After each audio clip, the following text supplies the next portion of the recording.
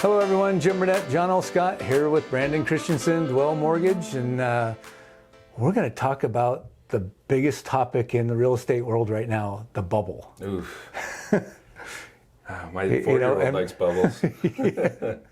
Those are the bubbles I'm talking about, you know? Those are fun. Yeah, exactly. And we're gonna talk about it briefly and explain why we are not set up for a housing crash like we were in 2008. Yeah, that's been a question on a lot of people's minds. You know, a lot of people are out there waiting to buy a home because, hey, it's going to crash and I'm going to pick up a house at a real bargain. And if only, Jim. Yeah, it'd be great. Only. But I mean, the biggest reasons why we're not is inventory. Okay. I mean, you tell me a little bit about inventory because you're on the street. I mean, we're in that spring, summer cycle right now where there's more inventory on the market. So homes are sitting a little longer. You're seeing some price reductions, but I think part of that price reduction is everyone just adjusting to really what homes are worth. I mean, we went through such a period of homes being priced here and selling here. Yeah. And, you know, 30%. Those homes eventually and are now worth that price, but that appreciation just was way too fast. Yeah. So now we're trying to find that balance of where homes should be priced and what their current day's value is. Okay. So don't look at that as prices are coming down. It's just an adjustment. Jim, when you say homes are sitting a little longer, is that a bad thing?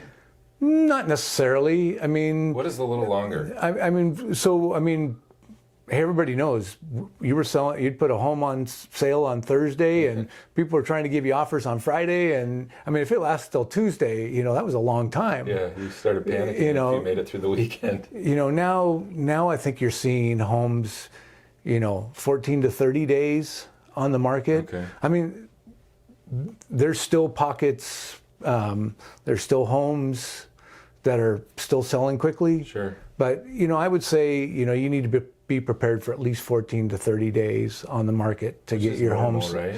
Well, I mean, what's average? I mean, when I was a kid, I mean, if you sold your home in a 6-month time, Really? that was normal. Yeah. You know, so just. There's it feels like to me there's a lot of psychological factors at play. Right. And there always is in markets, and the real estate market is no exception to the rule, but we got into this feeling or this rhythm or this pattern of expecting houses to sell in 3 or 4 days, right? Or the first weekend. If it didn't sell that first weekend, what's wrong? Right. But what it sounds like you're telling me, Jim, which I believe is the norm, a healthy real estate market is typically 30 to 45 days on market. Right. Right? And healthy inventory is what, 6 months of inventory? Yeah, I mean, 3 to 6 is a balanced market. Balanced, okay. It's a better word. You know, 3 months and below, which we're still. What are we? I was just looking at some numbers for here in downtown Everett, either on the Bayside or Riverside, and you know, it's like 1.8 right now. So it's higher than it was. I mean, we were days or a week of inventory. Now at least we got a little bit. You know, a month and a half. Than that 3-month mark. Right. Huh? So you're still in a kind of a frenzy market. Got it. So that's inventory, huh? Right. Which is a big component of our original question, which is what constitutes a bubble in housing, right? Right. The other half of that you want me to talk about, and I can. Absolutely. Yeah, I enjoy talking about it. It's demand. Right. It's appetite for that inventory.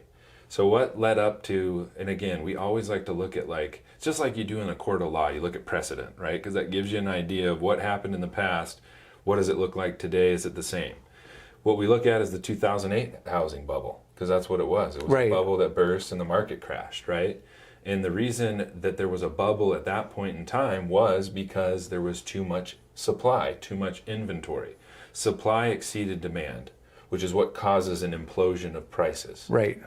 Right? That's again, simple economics. When supply is higher than demand, price decreases. When demand is higher than supply, price increases. Right? And so I feel like what you're telling us today is we're still in that position from an inventory perspective where we have low inventory. Right.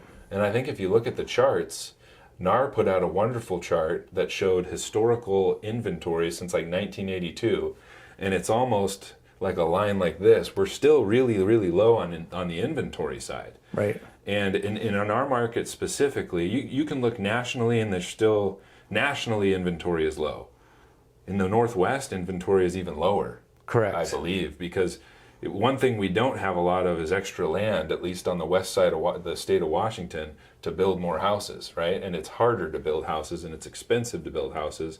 Add on the additional costs of labor and lumber and building materials, it's hard to build right now. And so that inventory challenge isn't getting any better, yet the demand remains high. And so that's, I think, the point that Jim and I wanted to make today is, to have a true real estate bubble, you have to have that demand come down enough for the supply to be higher than the demand, and we're just not there, right? Demand is still up here at a point, and inventory is still down here at a point that it's continuing to drive prices higher. Now, what you were saying is, over the last 2 years, that was really out of whack, right? It was like demand way up here, supply way down here, prices went through the roof, 30% appreciation, 22, 23%, right? That's a lot. And we'll see that number slow, but we will not see it switch directions and change negative. We won't see prices decrease. We will see the rate or pace at which prices increase slow, but we will continue to see price appreciation and price growth. Right. For sure. Well, I mean, you know, when people always bring up 2008, and what were some of the biggest factors in that was people were getting loans that shouldn't be getting loans. And then those houses were being foreclosed on, and helped create the excess in demand or in supply of homes.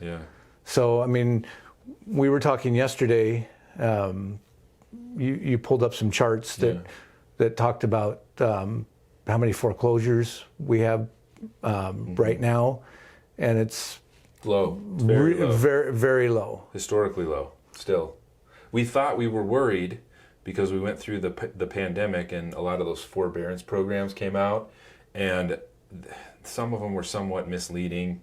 You know, there was some advertising and marketing there that probably didn't do any favors to the general public. Skip your mortgage payment. I mean, who doesn't want to skip a mortgage payment, right? It sounds great, but the reality is, like, it's not free money. You're going to pay that back in some way, shape, or form. But there were concerns that due to the pandemic, due to, you know, all the things that we've talked about, labor, you know, people being laid off from work, people not being able to work, that they weren't going to be able to afford to make their mortgage payment.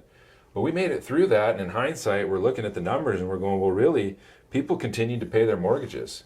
We do not see, and we have not seen, and we don't expect to see an increase in the rate of foreclosures as a result of that. Right. Well, I think maybe people value their homes more because they see how much equity they've made in their homes in the last couple of years. That's a good point. So we're going to do everything to make sure we keep this home. And one of the things, Jim, too, that leads to an increase in foreclosures, it's not just people not making their payment. That's certainly like the initial driver for a foreclosure. But a bank will foreclose on a home when it's their last resort. Right. Because the foreclosure process is not an easy process by any means, and it's not cheap. It costs money to go through that, and there's legalities involved. And so the bank doesn't want to foreclose on a house. And right now we have a situation nationwide pretty much where people have a ton of equity in their homes. So a person will sell their house before they have to foreclose on it. Right. And they're in a positive position. The difference between today and 2008 is people were upside down on their mortgages. Right. They couldn't sell the house to get out of the foreclosure situation. They had to foreclose. So it's a totally different ballgame right now. Right. And then the other issue, you know, with people getting loans that they weren't supposed to, the other chart you pulled up yesterday was that the majority of mortgages originated today are people with 760 and above credit scores. Yeah, there's a huge chunk of if you look at the numbers, there's a significant portion of people obtaining mortgages with really good FICO scores. If you look at the numbers leading up to 2008, there was a larger number of people getting mortgages with credit scores below 620. And in fact, if you've heard of subprime lending, right? Remember those, Countrywide Financial and all those Lehman Brothers Right. doing the subprime loans? Subprime, by definition, means somebody getting a mortgage that's below prime. A prime mortgage is somebody that's credit qualified, checks all the Fannie Mae and Freddie Mac boxes, agency mortgage, goes to Fannie Mae and Freddie Mac. Subprime is a different investor for somebody that doesn't qualify for your normal mortgage. And that's where you saw all those like wacky programs, right? No income, no assets, stated income, my dog has income.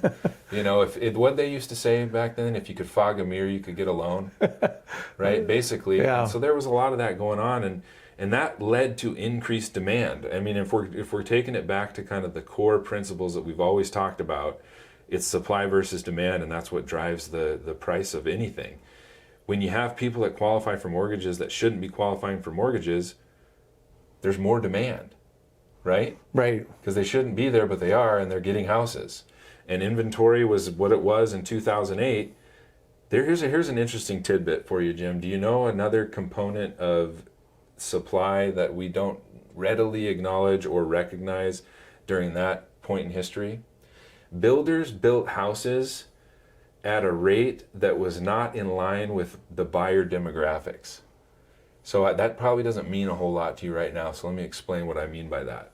So what builders failed to do in 2005, 2006, 2007 is they failed to understand the first-time home buyer. Because that's the person that's buying a house that isn't also selling a house, meaning there's an exchange of inventory, right? It's one for one. A first-time home buyer buys a house and they do not replace a house when they sell it. So they're taking from the inventory, right? What builders failed to realize leading up to 2008 is the average age of a first-time home buyer was like 32.3 years of age. They failed to look back in time and look at birth rates to see how many new first-time home buyers were going to be entering the marketplace. So they overbuilt. They didn't study the data. And there was a lot of reasons to get in on that, and a lot of it had to do with this bad predatory lending practices and all that, because people were getting loans and so the builders didn't really care, right? But they overbuilt, which led to that excess of supply. Bad people, not bad people, I don't want to call them bad people, but people were getting bad loans, certainly. Bad financing solutions, bad loans, which led to the problem of getting into a house that they couldn't afford to pay the mortgage on, led to the foreclosure, which led to even more inventory. So now you had way too much inventory. The economy started to shut down. Now there was no demand.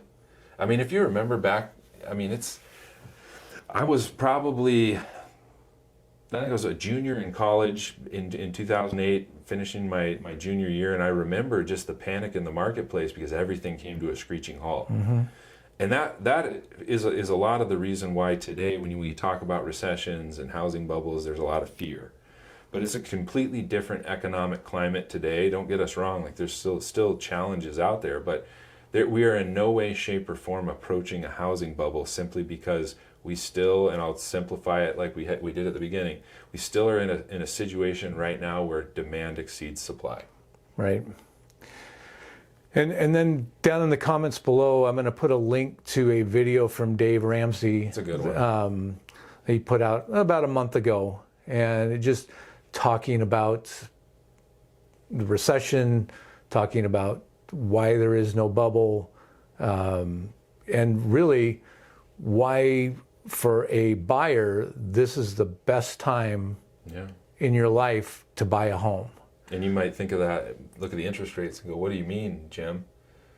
I should have bought when it was 2.75%. Right, but as of today, you can't go backwards in time unless you got a time machine. But home prices are not going to go down. Maybe they will have a time machine by the time they're watching if this. you wait a year, 2 years, 3 years, you're going to pay a lot more for even if the interest rates are lower at that time, you're still going to pay more for the home. Yeah, and I think we have to also acknowledge that in 2020 and 2021, when rates are 2-3%, what was the environment like to get an offer accepted? It was hard. Yeah. You had to do what? You had to compete. Right. You're putting in 10, 20 offers before you might have won an offer. Which is exhausting and scary in Right. and of It's itself. very hard on buyers. And I think that's Dave Ramsey's point, is like, we're past that now. And that's why it is such a good time for buyers to buy. Yeah, rates are higher than they were a year, 2 years. They're higher than they were 6 months ago.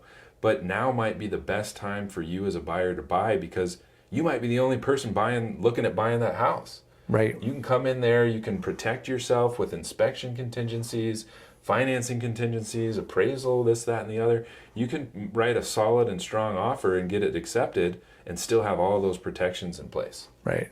And he also states it's still a great time to sell your home too. You know, you still are, you've just, I mean, nationwide, a 32% increase in home prices. So you have a ton of equity. Yeah. You know, you can make that money work for you again in wherever else you go, and become that buyer that it's a great time to buy. Yeah. It's a unique time. It's really exciting. I love these kind of, when you're heading into these periods of, you know, recession, it's really exciting for me. Right. Because it's an opportunity. Absolutely. Yeah. But that's why it's important to reach out to a mortgage professional like Brandon or myself in real estate, and just, you know, let us guide you through the process. Yeah, we're happy to. Yeah. We're happy to lend an ear too, you know, give advice, lend an ear. What's the interest rate on lending an ear? Yeah, right. It's free. Free of charge. Perfect. Well, until next time, I'm Jim. This is Brandon. Thank you. We'll see you next time.